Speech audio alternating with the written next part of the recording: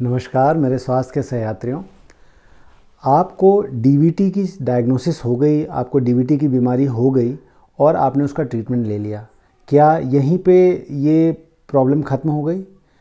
DVT हो जाने के बाद और क्या क्या आपको सावधानी रखनी चाहिए, क्या कॉम्प्लिकेशंस हो सकते हैं और लंबे समय में और क्या क्या बातें आपको जाननी चाहिए, आइए जानते हैं इसके बारे में।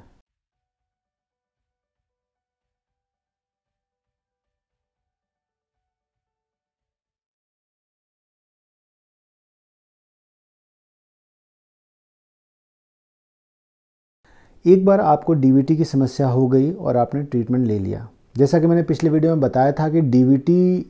की समस्या में ट्रीटमेंट कितनी जल्दी आप लेते हैं, आपकी डीवीटी उतनी जल्दी रिजॉल्व हो जाती है, उतनी जल्दी ठीक हो जाती है। जितना विलम्ब करते हैं आप डीवीटी का ट्रीटमेंट लेने में, जितना डिले होता है आपको ट्रीटमेंट लेने में, उतना ही डीवीटी का ट्रीटमेंट लंबा चलता है और डीवीटी की समस्या उतनी देर से ठीक होती है और कभी कभी पूरी तरह ठीक नहीं होती।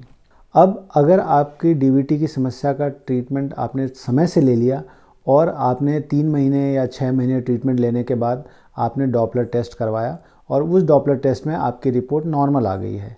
उसमें किसी तरह का कोई डीवीटी का एविडेंस नहीं है, आपके पैर की नसें पूरी तरह सामान्य हो गई हैं। सामान्यतः इस स्थिति में आपको डीवीटी का ट्रीटमेंट या खून पतला करने की दवाई का ट्रीटमेंट बंद कर दिया जाता है और आपको भविष्य में फिर से डीवीटी होने की संभावना नॉर्मल से थोड़ी सी ज़्यादा है, लेकिन ना के बराबर है। लेकिन अगर आपकी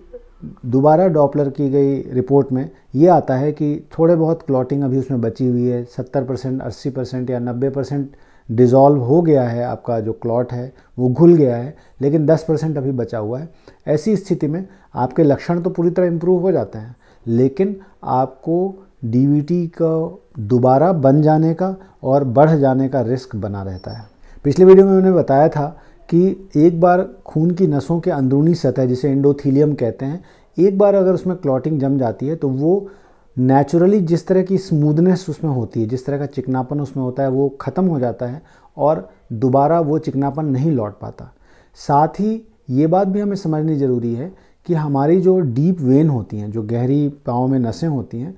जो खून को वापस लेके हमारे हार्ट तक आती हैं, उन नसों में एक वाल्व होते हैं। वो वाल्व खून को हमेशा एक ही दिशा में चलने के लिए बाध्य करते हैं। हमारा खून जो है वो गुरुत्वाकर्षण की वजह से वापस नीचे की तरफ नहीं जाता, ग्रेविटी उसे नीचे की तरफ नहीं खींच पाती और खून धीमे धीमे करके ऊपर की तरफ बढ़ता रहता है। लेकिन जब डीवीटी की समस्या होती है और विशेषकर अगर डीवीटी की समस्या का ट्रीटमेंट हमने लेट से शुरू किया, तो वैसी स्थिति में वो जो थक्के होते हैं वो उस वाल्व को ख़राब कर देते हैं और ये वाल्व की खराबी पैरों में परमानेंट हो जाती है और इस कारण से हमारे पैरों में डीवीटी की क्लॉट या डीवीटी के थक्के पूरी तरह से घुल जाने के बाद भी पैरों में कंजेशन बना रहता है। तो एक बार आपने डीवीटी का ट्रीटमेंट ले लिया और आपको किसी तरह की कोई कॉम्प्लिकेशन नहीं हुई, आप हॉस्पिटल में भर्ती हुए थे या घर पे ही आपने ट्रीटमेंट लिया और अब आप डिस्चार्ज हो गए हैं और इस समस्या को डायग्नोज हुए और ट्रीटमेंट लिए हुए 2 हफ्ते का समय करीब हो गया है, आप धीमे धीमे अपना चलना फिरना बढ़ा सकते हैं। पहले जो आवश्यक हो उतना ही चलें, लेकिन धीमे धीमे 100 कदम, 500 कदम, 1000 कदम, इस तरह से अपना चलने की गतिविधि आप अपने बढ़ा सकते हैं। फिर भी पैरों की मालिश को अवॉइड करें और बहुत स्ट्रेनस एक्टिविटी, बहुत लंबा थकाने वाला चलना, दौड़ना या स्विमिंग, इस तरह की एक्टिविटी को कम से कम महीने 2 महीने आप अवॉइड करें। इसका मतलब ये बिल्कुल नहीं है कि आप चलना फिरना बहुत लंबे समय तक अवॉइड करें, क्योंकि डीवीटी दोबारा हो जाने का रिस्क उन व्यक्तियों में ज़्यादा होता है जो कम चलते फिरते हैं। इसीलिए 15-20 दिन का समय होने के बाद आप अपनी गतिविधि को धीमे धीमे बढ़ाना शुरू करें। जैसा कि मैंने बताया कि पैरों में जो नसों में वाल्व होते हैं, वो वाल्व भी डीवीटी की वजह से प्रभावित होते हैं, वो ख़राब हो जाते हैं। इसीलिए डीवीटी वाले मरीजों को, जिनको पहले डीवीटी की शिकायत हो चुकी है, उनको ये कंप्लेन जीवन भर रहता है या बहुत लंबे समय तक रहता है कि लंबा चलने फिरने पे उनके पाँव में थकान आ जाती है या पाँव में भरा भरा सा महसूस होता है, कंजेशन महसूस होता है। अगर इस तरह की समस्या आपको आती है तो उसमें बहुत परेशान होने की ज़रूरत नहीं है। हमेशा प्रयास करें कि एक बार डीवीटी की समस्या को 15 दिन, महीने भर हो गए, उसके बाद आप पाँव में मोजे, जो जिन्हें हम कंप्रेशन इलास्टिक स्टॉकिंग या इलास्टिक मोजे कहते हैं, वो घुटने के लेवल तक भी आते हैं और हमारी जांघों तक के लेवल का भी आते हैं, जिन्हें बिलो नी या अबव नी स्टॉकिंग कहते हैं।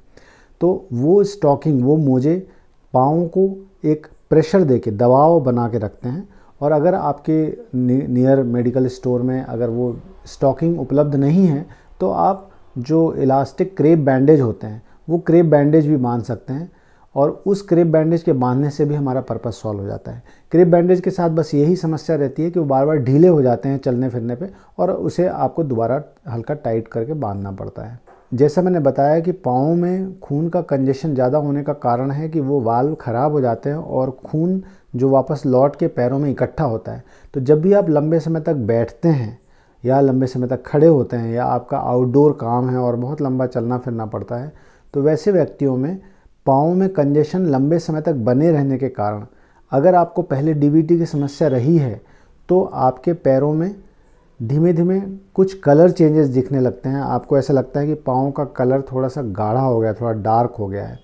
और थोड़ी सी स्वेलिंग महसूस करते हैं आप। उस पैर के मुकाबले जिसमें डीवीटी की समस्या नहीं थी, दूसरे पाँव में स्वेलिंग ज़्यादा रहती है, जिस पाँव में डीवीटी की समस्या रही है आपको। यह भी एक इंडिकेशन है कि आपको मोजे या इलास्टिक स्टॉकिंग नियमित पहनना चाहिए।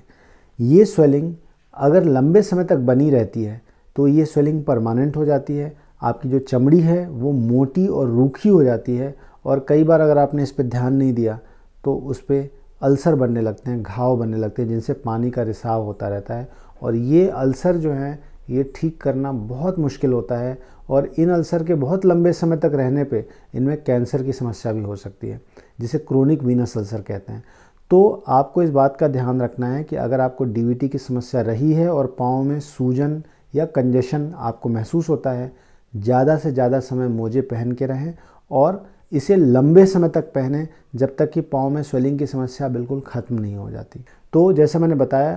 कि आपको डीवीटी की समस्या दोबारा ना हो, इसके लिए जो कुछ आवश्यक बिंदु हैं वो ये हैं कि आप अपना फिज़िकल फिटनेस बनाए रखें, खूब चले फिरें, अपना वज़न ना बढ़ने दें। जितनी फ़िज़िकल एक्टिविटी आपकी बनी रहती है, जितना आप फिज़िकली एक्टिव रहते हैं, आपके पैरों में दोबारा क्लॉटिंग होने के चांसेस कम रहते हैं। किसी भी लंबे समय तक बैठे रहने की या पालती मार के बैठे रहने की या ट्रैवलिंग में बहुत लंबे समय तक एक ही पोजीशन में बैठे रहने को हमेशा के लिए अवॉइड करें। डिहाइड्रेशन को, पानी की कमी को अवॉइड करें। बहुत स्ट्रेनस फिज़िकल एक्टिविटी, बहुत भारी वजन उठाकर जिम में एक्टिविटी, इस तरह की एक्टिविटी को अवॉइड करें। और अगर आपको दोबारा डीवीटी की समस्या हो जाती है तो आप ये समझ लें कि आपको डीवीटी होने की टेंडेंसी सामान्य से बहुत ज़्यादा है, और फिर सामान्यतः ये रिकमेंड किया जाता है कि कम से कम 2-3 साल या कभी कभी लाइफ लॉन्ग भी आपकी प्रोग्रेस के हिसाब से आपको जीवन भर खून पतला करने की दवा खानी पड़ सकती है। आजकल जो खून पतला करने की नए दवाइयाँ आई हैं वो दवाइयाँ काफ़ी सुरक्षित हैं, उनमें ब्लीडिंग का रिस्क बहुत कम है, और वो लंबे समय तक बिना किसी जांच के सहयोग के भी ली जा सकती हैं। मतलब उसमें कोई जांच रेगुलर करवाने की ज़रूरत नहीं पड़ती, और आप सुरक्षित तौर पे उसे नियमित ले सकते हैं, और आपका खून जो है एक नियत अमाउंट पर पतला रहता है, जिससे आपको डीवीटी की समस्या भी नहीं होती और कोई साइड इफ़ेक्ट भी नहीं होता। एक और चीज़ जो आपको ध्यान रखनी चाहिए कि अगर आप डीवीटी के मरीज़ रहे हैं तो आपको ये भी बीच बीच में एसेस करते रहना चाहिए कि क्या चलने फिरने पे, एक्सर्शन करने पे आपको सांस फूलने की समस्या तो नहीं है, या कभी आपका ऑक्सीजन लेवल कम तो नहीं आ रहा है। अगर आपकी थकान जल्दी हो रही है आपको सीढ़ी चढ़ने पे या ज़रा सा भी एक्सर्शन करने पे, और आपको पहले डीवीटी की समस्या रही है, तो यह एक इंडिकेशन होता है कि आपको ऐसी संभावना हो सकती है कि वो पैरों का थक्का जो है वो बीच बीच में बन रहा है, और वो निकल कर आपके हार्ट के थ्रू, हार्ट के माध्यम से आपके फेफड़ों में जा रहा है। इसे हम क्रोनिक पल्मोनरी थ्रोम्बोएम्बोलिज्म कहते हैं। अब ये जो समस्या है वो बहुत धीमे धीमे, बहुत इंसीडियस होती है, और मरीज़ को पता नहीं चलता। वो क्लॉट बनते हैं और फिर वो निकल के फेफड़ों में चले जाते हैं, और फिर धीमे धीमे फेफड़ों में इतने ज़्यादा क्लॉट छोटे छोटे इकट्ठे हो जाते हैं कि फेफड़ों के खून का दबाव बहुत बढ़ जाता है, और मरीज़ को ये बात तब पता चलती है जब उसकी वर्किंग कैपेसिटी बहुत कम हो जाती है। ये एक बहुत डेंजरस स्थिति है, और अगर समय से इसका पता नहीं लगा तो इसके ट्रीटमेंट के लिए आपको बहुत हाई एंड की दवाइयाँ भी लेनी पड़ती हैं, और इसके पूरी तरह से इलाज करने के लिए इसकी सर्जरी करवानी होती है, और वो सर्जरी भी काफ़ी एक्सटेंसिव, काफ़ी बड़ी सर्जरी होती है। तो इस चीज़ को प्रिवेंट करने के लिए हम थोड़ा जागरूक रहें। अगर आपको कभी डीवीटी की समस्या रही है और आपको अगर बीच में ऐसा लगता है कि मुझे सांस लेने में किसी तरह की तकलीफ़ हो रही है या कुछ समस्या आ रही है या ऑक्सीजन लेवल कम आ रहा है, आप तुरंत किसी हार्ट के डॉक्टर को या लंग्स के डॉक्टर को ये बात जाके बताएं कि मुझे डीवीटी की समस्या रही है और मुझे ये दिक्कत आ रही है। तो कहीं ऐसा तो नहीं कि कुछ थ्रोम्बोएम्बोलिज्म डेवलप हो रहा है। डीवीटी की समस्या एक बार हो जाने के बाद अधिकतर केसेस में मैंने देखा है अपने क्लिनिकल एक्सपीरियंस में कि जानकारी का अभाव और प्रॉपर काउंसलिंग के बिना मरीजों को सेकेंडरी कॉम्प्लिकेशंस डेवलप हो जाते हैं। जैसा मैंने बताया कि पाँव में सूजन बहुत लंबे समय तक बनी रही और आपने अगर इलास्टिक स्टॉकिंग नहीं पहना तो पैरों में अल्सर हो सकता है, डिस्कलरेशन हो सकता है, आपको पाँव में थकान होने की समस्या बनी रहती है, दोबारा डीवीटी होने की समस्या बनी रहती है। इसलिए जिन व्यक्तियों को भी पहले डीवीटी हो चुका है वो इस बात से निश्चिंत ना हो जाएं कि हमारा डीवीटी का इलाज पूरा हो गया और अब हमें कोई रिस्क नहीं है। हमेशा इन बातों के लिए जो मैंने बताई हैं सतर्क रहना चाहिए। इस वीडियो में हमने जाना कि जिन व्यक्तियों को डीवीटी हो चुका है उन्हें क्या क्या समस्याएं आ सकती हैं, उन समस्याओं का क्या कारण है और उन्हें कैसे रोकना चाहिए। उम्मीद करता हूँ आज का वीडियो आपके लिए लाभकारी होगा। फिर मिलेंगे हम नई स्वास्थ्य यात्रा पर, तब तक के लिए नमस्कार।